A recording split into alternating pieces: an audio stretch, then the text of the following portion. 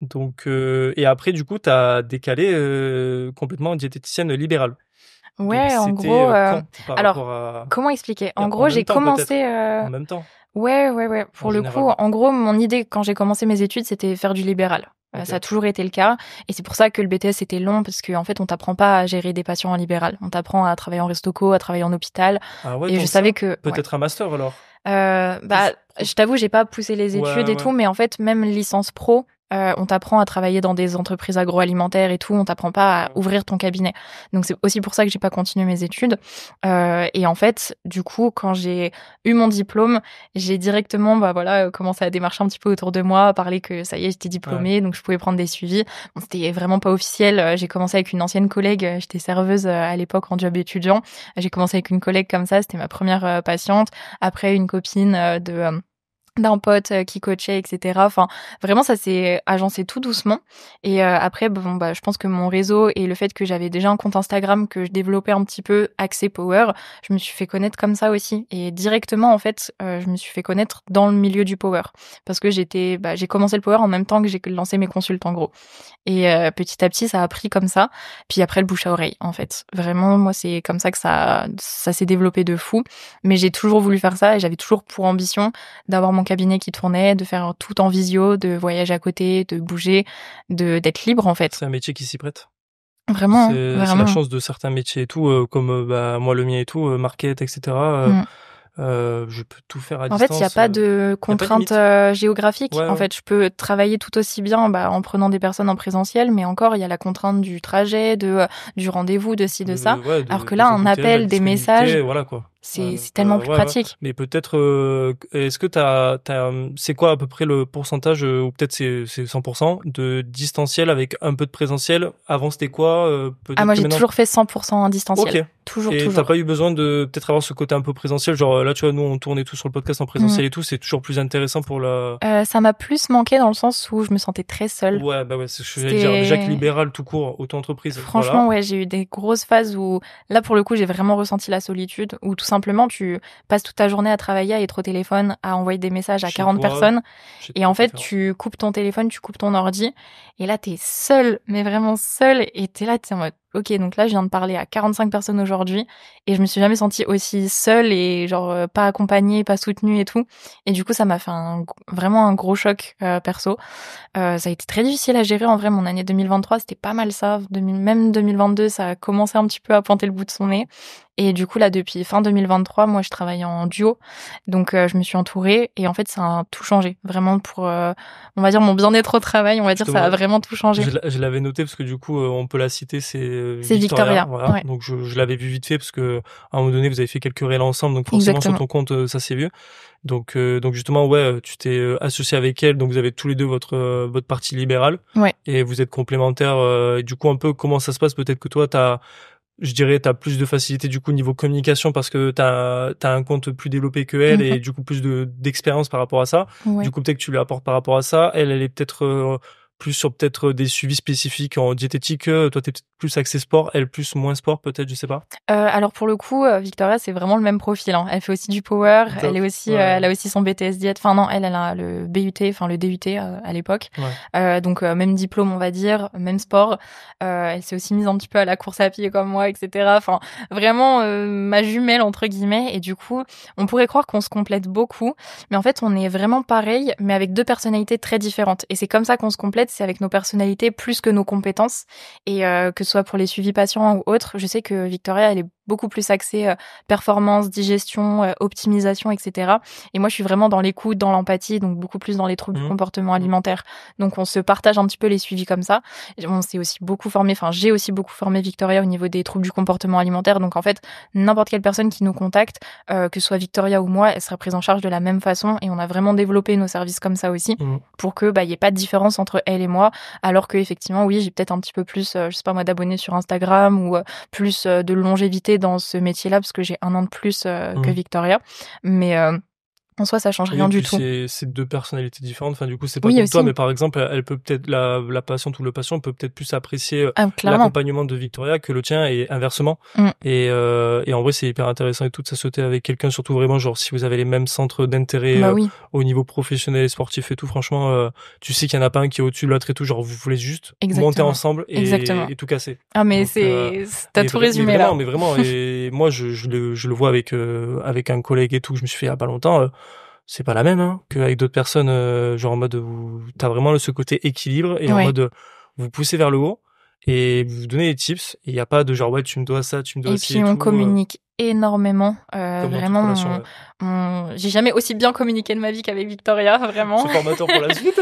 Donc tant mieux, ouais vraiment. Pour le coup, mais j'ai vu vraiment une différence même dans ma personnalité, dans comment j'abordais les choses, dans comment je visualisais aussi le long terme. Enfin vraiment, cette collaboration, elle m'apporte beaucoup, que ce soit professionnellement ou même personnellement, puisque du coup, ça m'apprend à communiquer, ça m'apprend à dire un petit peu plus ce que je pense, ça m'apprend à me tempérer aussi, à prendre le temps, à mettre aussi, enfin à structurer aussi beaucoup mon discours, parce que j'ai tendance à partir dans tous les sens. Moi, je pars dans tous les sens et je pense que tu vois le podcast, il va me faire énormément de bien. Je pense. Et en fait, tu t'auto un peu critique. Ouais. Sans être méchant. Et juste dire les choses à voix haute ou dire les choses à quelqu'un, c'est pas pareil que dans ta tête. Et en fait, ta tête après, elle se dit ah ok, ça c'est un peu bête. Exactement. Ça c'est hyper intelligent. Ça fait le tri. Le subconscient va vite faire le taf. C'est ça. Et ouais de ouf. Et du coup. Pour le coup, ouais, moi cette collaboration là, ça m'a vraiment un petit peu tout changé dans mon métier. Et surtout, ça m'a permis de comprendre que je pouvais le développer aussi, parce que en fait, quand j'ai embauché Victoria, j'étais à 60-65 personnes en simultané en suivi. J'étais dans un état de fatigue. Je voulais trop en parler. Bon, après, j'aurais des cas spécifiques en d'autres invités, notamment peut-être que tu connais Tintin Fit. De nom. Voilà. L'ami de Robin Baudry, qui a fait Bayessan aussi. Voilà.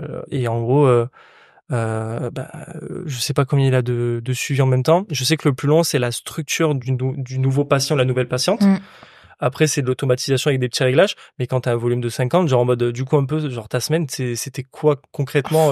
Je sais qu'il y a beaucoup de travail et tout, ça, voilà. Mais en mode, quel est à peu près ton temps pour une personne, on va dire, quand tu structures, tu vois, le projet avec elle? Alors déjà, moi, tous les débuts de suivi, ça commence par un appel de prise de contact. Si la personne est éligible, qu'elle veut commencer, etc., après, ça passe en première consultation. Donc la première consultation, enfin, déjà, l'appel de prise de contact, il dure entre 30 minutes et 1 heure. La première consultation, pareil, entre 30 minutes et 1 heure. Ensuite, moi, il me faut 2-3 jours pour vraiment créer son plan alimentaire, créer son fichier personnalisé, lui envoyer tous les documents. Généralement, en fait, il y a certaines personnes, des fois, je mets 20 minutes à faire leur plan alimentaire. D'autres, je peux mettre 1h30. Plus complexe. Donc ça dépend. La problématique plus de problématiques, plus de préférences alimentaires bien précises ou autres, ou alors un rythme de travail très particulier. Donc c'est pas dans mes habitudes de structurer les journées comme ça. Donc faut que je fasse le test, faut que je vois un petit peu. Entre guillemets un 9h-17h classique. Ouais, et du coup voilà, tu sais que t'as 3 types de repas que tu peux implémenter facilement dans la journée, le matin, le midi, le soir. Et là c'est pas du tout le cas, donc je dois moduler, etc. Imaginons tu fais comment après. Exactement. Voilà, donc ça dépend des personnes, mais on va dire 1 heure. Une bonne heure en moyenne pour tout créer, tout envoyer. Après, il y a l'envoi du mail, la rédaction du mail, on va dire 20 minutes. Donc, chaque nouveau patient, on va dire, il faut 2-3 heures de travail grand minimum. Et après, t'as la première semaine de suivi où la personne, elle va souvent t'envoyer beaucoup de messages, va beaucoup te poser de questions. Suivi WhatsApp 7 jours sur 7. Et puis après, il y a le bilan hebdomadaire. Donc, le premier bilan, pareil, ça dure pas mal de temps généralement. Ça nécessite pas mal de modifications. Moi, je pose aussi beaucoup de questions pour apprendre à connaître vraiment mon patient. On appelle alors, c'est plus rare parce que je peux pas appeler tous mes patients tous les week-ends, malheureusement. Mais du coup, on communique beaucoup par vocaux. Moi, je sais que c'est la majorité de mes suivis, ils font des vocaux, enfin des bilans en vocaux. Je comprends. Et du coup, voilà, je structure les choses comme ça. Après, je peux faire des modifications de plan alimentaire. On va dire une première semaine de suivi pour quelqu'un, c'est, on va dire, 4 heures de travail pour moi. Et après, sur du plus long terme, généralement, c'est les messages WhatsApp, on va dire 5 minutes maximum par jour si la personne m'envoie des messages. Si elle m'envoie pas de messages, je travaille pas, entre guillemets. Mais j'y pense quand même. Parce que quand j'ai quelqu'un en suivi, des fois, j'y pense et du coup, ça fait quand même une charge mentale. T'as envie de l'aider et tout. Et ouais, tu te dis, ou peut-être elle est peut-être un peu moins disciplinée. Du coup, tu te dis, est-ce que ça serait pas bien peut-être un petit rappel sur tout simplement, je sais que typiquement, moi, j'ai beaucoup de cas de troubles du comportement alimentaire. Oui, et je sais qu'il y a beaucoup de personnes, par exemple, qui font des crises le soir. Et du coup, le soir, j'ai toujours ce réflexe de regarder mon téléphone pour voir si j'ai pas un message en mode ça va pas, ou ça s'est pas bien passé ce soir, ou au contraire, j'ai pas fait de crise ou autre, enfin des détails comme ça. Et du coup, je m'investis, mais vraiment, corps et âme, on va dire, des fois dans les prises en charge. Et là, j'apprends à prendre du recul, mais c'est récent, c'est très très récent. Je comprends. Et du coup, ça, même si en soi, j'envoie pas de message ou je reçois pas de message, c'est quand même là, on va dire. Et après, du coup, tous les suivis, tout ça, ça dure, généralement, les suivis, c'est 3 à 6 mois, mais il y en a beaucoup qui prennent 9 mois. J'ai un patient, il m'a contacté en janvier 2022. On est encore en suivi. Et parce qu'il a plein de compétitions, il a changé 3 fois de catégorie de poids, enfin, genre vraiment un gros, un power.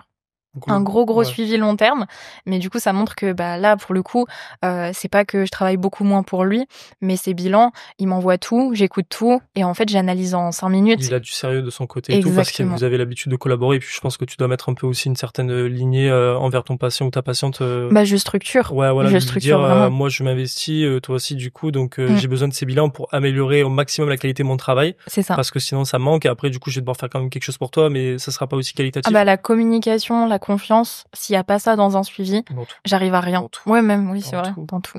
Moi, je le vois dans mon alternance, je le vois dans les relations sociales en général, tu le vois vite, hein. Mais là, encore plus dans le pro. Et ouais, comme tu as dit, tu t'es vite spécialisé diététique et power. Ouais. Power, c'est full power tous tes patients, ou tu as peut-être juste des suivis diététiques pour des personnes entre guillemets lambda qui ont une activité physique autre. Ouais. Un sport collectif ou quoi? Franchement, j'ai un peu de tout maintenant, parce que justement, depuis ma publicité du mois d'avril, j'ai essayé d'ouvrir un petit peu aussi. Tu l'as pas axé power? J'ai dit sportif de force. Ouais, voilà. Et en fait, ça a montré un petit peu juste un gain, enfin, vouloir développer sa masse musculaire. Sportive. Voilà, globalement, c'était assez général, mine de rien. Mais ça a très bien pris. Enfin, j'ai eu beaucoup de power aussi, hein.